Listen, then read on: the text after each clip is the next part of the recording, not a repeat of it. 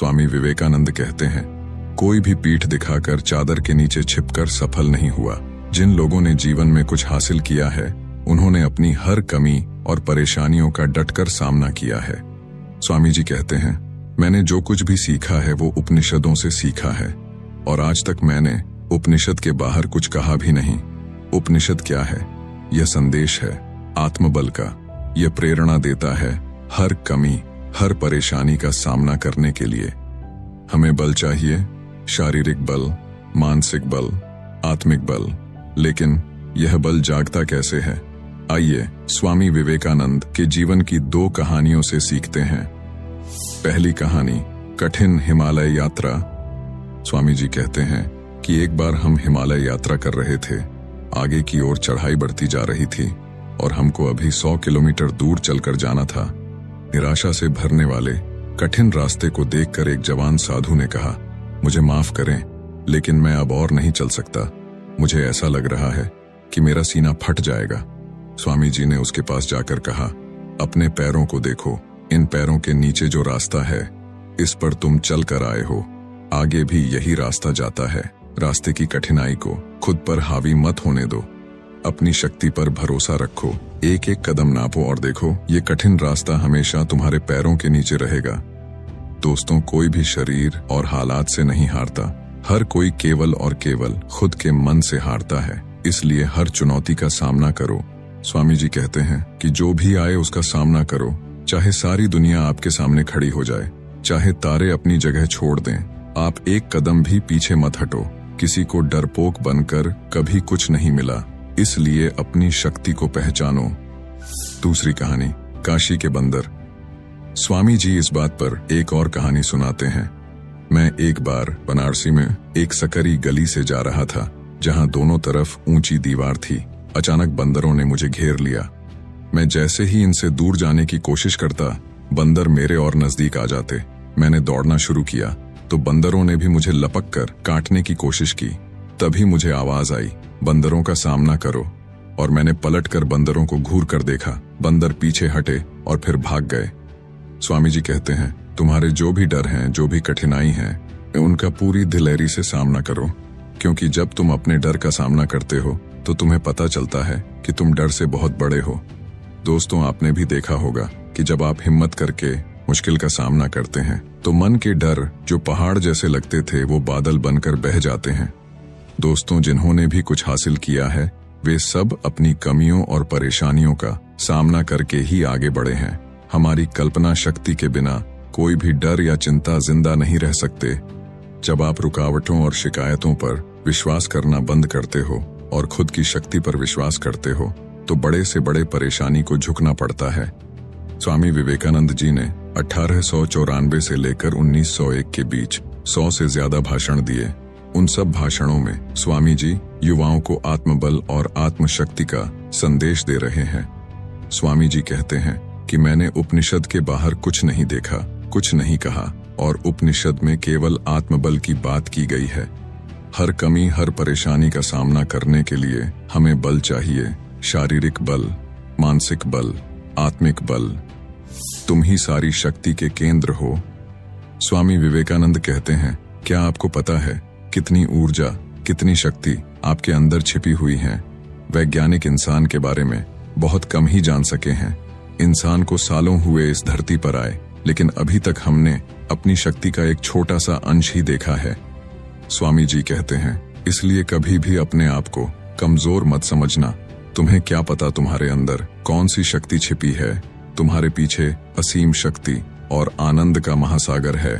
तो सवाल है, कैसे पाई जाए ये अद्भुत शक्ति जिसकी स्वामी जी बात करते हैं? सबसे पहले मन शांत रखो और ध्यान एकाग्र करो। स्वामी जी कहते हैं कि जब आपका मन आपके कंट्रोल में होता है तो अपने आप पूरा शरीर आपके नियंत्रण में आ जाता है। आप इस शरीर रूपी मशीन को अपनी इच्छा का गुलाम बना लेते हो।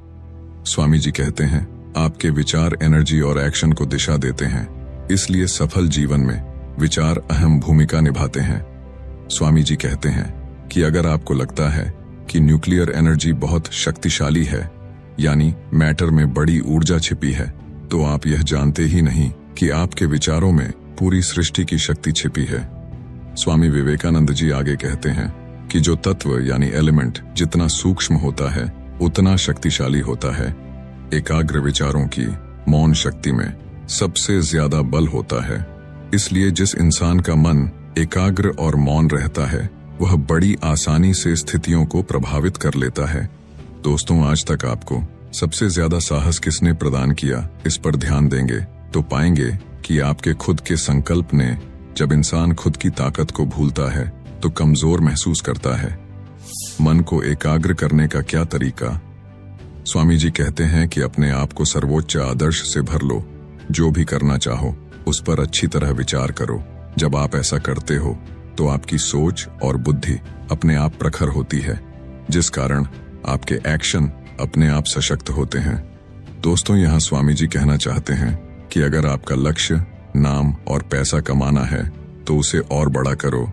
इस लक्ष्य में इंसान और विश्व की सेवा जोड़ो।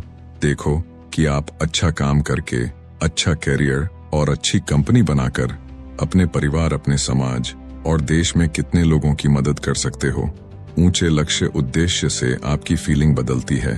आप विस्तार की भावना महसूस करते हो और इसी भावना से आपकी एनर्जी बदलती है। आप नए तरीकों से सोचते हो और आपके विचार खुद परेशानी को पार कर जाते हैं। इसलिए आपका मन आपके इंटेंशंस और पर्पस की शक्ति से ट्रांसफॉर्म हो जाता है। कुछ बड़ा करने की भावना हम सब अपने जीवन में कभी न कभी महसूस करते हैं, लेकिन इसे लंबे समय तक बनाए नहीं रख पाते। इसलिए बड़े उद्देश्य के साथ आपको चाहिए लगातार अभ्यास। स्वामी जी कहते हैं कि कोई भी डरपोक तोते की तरह बातें कर सकता है, लेकिन संकल्प शक्ति वाला ही विचारों को एक्शन में बदल सकता है। हमेशा अपने विचारों को लक्ष्य और उसके कार्य पर बनाए रखो। हम लोग लगातार कोशिश करने से, अभ्यास करने से मानसिक बल प्राप्त करते हैं। लगातार कोशिश करने और सचेत रहने से ही आंतरिक शक्ति प्रकट होती है। मद्रास में दिए गए लेक्चर में स्वामी जी कहते हैं कि सफल होने के लिए आपको केवल 2 चीज चाहिए, असीमित आत्मविश्वास और आत्मबल। स्वामी जी आगे कहते हैं कि लोग समझते हैं आत्मबल की जरूरत केवल साधु सन्यासियों को होती है।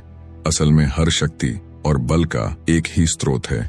जीवन की छोटी से छोटी मुश्किल पार करने के लिए आपको वही शक्ति चाहिए। दोस्तों, आप 1 मिनट रुककर सोचो कि आपने आज तक जितनी मुश्किलों को पार किया है उसके लिए दृढ़ निश्चय और प्रेरणा कहां से आई? उसका स्रोत क्या है? आप खुद। स्वामी जी कहते हैं कि बिना सेल्फ अवेयरनेस के तो हम केवल बात कर रहे हैं। हम ऐसे जवान बनाना चाहते हैं जो अपनी इच्छा शक्ति को एकाग्र करके अपने अंदर असीम आत्मा की शक्ति को छू सके। ऐसी शक्ति से जिसका चरित्र बनता है वह युवा, निडर, आजाद, मेहनती और मजबूत होता है। स्वामी जी कहते हैं कि इस जीवन में जो भी प्राप्त होता है उसके पीछे एक महान तैयारी छिपी है। हम जो इस कर्म भूमि में है उसमें कुछ गलतियों की धूल भी उठेगी। हम सब से अपने जीवन में गलती होती है और उन्हें सही और गलत के बोझ में मत दबाओ, बल्कि उनका धन्यवाद दो। धन्यवाद दो क्योंकि वह तुम्हें अपने लक्ष्य की ओर ले जाती हैं। स्वामी जी का यह विचार पूरी वीडियो का सार है। कर्म महान है, लेकिन वे खुद एक महान सोच और महान बिलीफ सिस्टम से आते हैं। जो दिमाग महान विचार नहीं सोच सकता वो ओरिजिनल विचार भी नहीं सोच सकता। ऐसे दिमाग ने रचनात्मकता शक्ति खो दी है।